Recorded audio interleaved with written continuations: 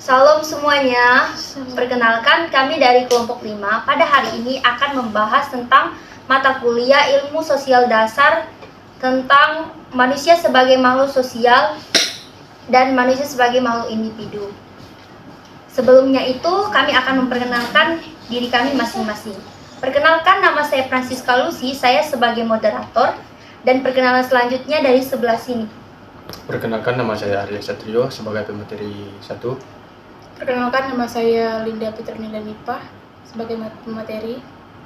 Perkenalkan, nama saya Antonia Juana sebagai pemateri 4. Perkenalkan, nama saya Dionisia Masanat Bayu sebagai pemateri 2. Perkenalkan, nama saya Sinta Jordianti sebagai pemateri 3. Baiklah, kami akan melanjutkan ke pemateri pertama. 3. Baiklah, tentang pengertian manusia sebagai makhluk individu dan makhluk sosial.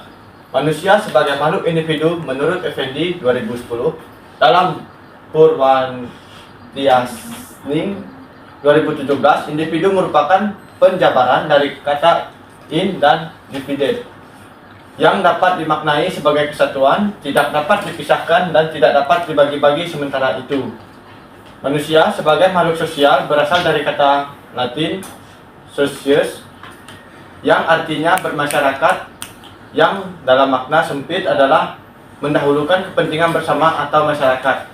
Manusia sebagai makhluk sosial dapat diartikan sebagai makhluk yang bersama dengan makhluk lain dan tidak dapat melakukan kegiatannya sendiri tanpa adanya keterlibatan orang lain. Pembahasan yang pertama, pengertian individu dan masyarakat. Dan yang kedua, ada pengertian masyarakat dan ciri-cirinya. Yang ketiga, perbedaan masyarakat kota dan desa. Yang keempat, bentuk interaksi sosial dan pelapisan sosial. Yang kelima, perbedaan stratifikasi sosial dan pelapisan masyarakat. 3. Individu dan masyarakat. Manusia sebagai makhluk individu memiliki unsur jasmani dan rohani, unsur fisik dan fisikis, unsur raga dan jiwa.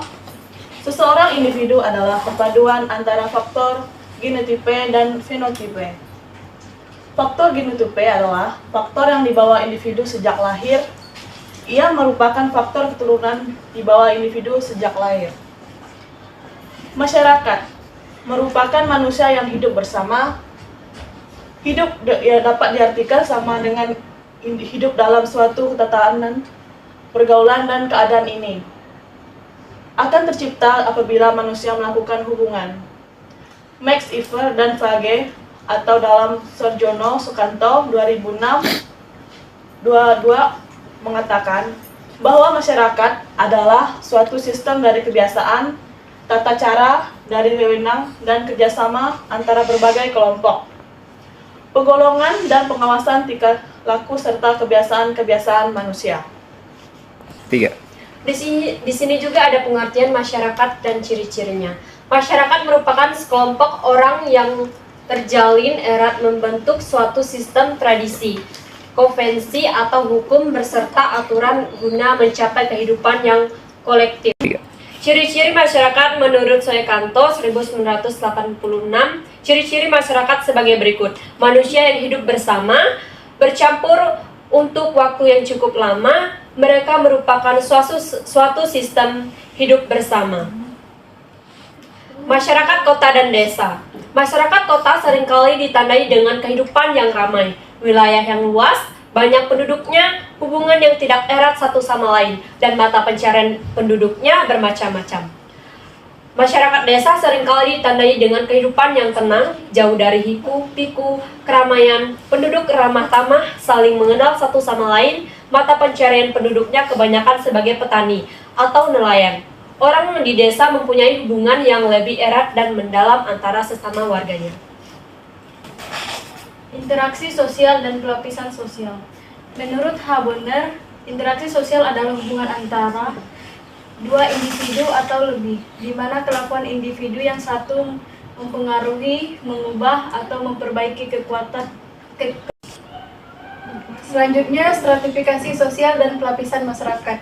Stratifikasi sosial merupakan suatu proses terjadinya pelapisan sosial di dalam masyarakat yang terwujud dalam kelas-kelas, kasta-kasta sosial, atau apapun sebutannya.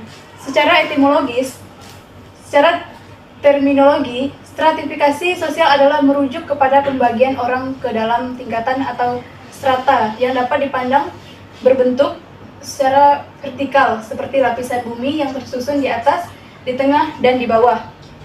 Stratifikasi sosial atau lapisan sosial pada dasarnya berbicara tentang penguasaan sumber-sumber sosial. Sumber sosial adalah segala sesuatu yang oleh masyarakat dipandang sebagai sesuatu yang berharga, namun terbatas dalam jumlah sehingga memperolehnya diperlukan usaha-usaha tertentu.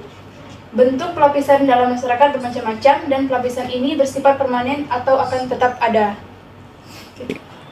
Oke, jadi kesimpulan dari pembahasan semuanya itu adalah manusia adalah makhluk individu dan juga makhluk sosial. Secara individu, ia mempunyai kemauan dan kehendak yang mendorongnya berbuat dan bertindak. Dari apa yang diperbuatnya dan dari sikap hidupnya, orang dapat mengetahui pribadi. Sebagai makhluk sosial, dapat diartikan sebagai makhluk yang bersama dengan manusia lain dan tidak dapat melakukan kegiatannya sendiri tanpa adanya keterlibatan orang lain. Dapat dikatakan manusia tidak terlepas dari lingkungan masyarakat di mana dia hidup dan bersama dan berinteraksi dengan individu yang lain. Jadi itu kesimpulan dari pembahasan kami tentang materi manusia sebagai makhluk individu dan manusia sebagai makhluk sosial.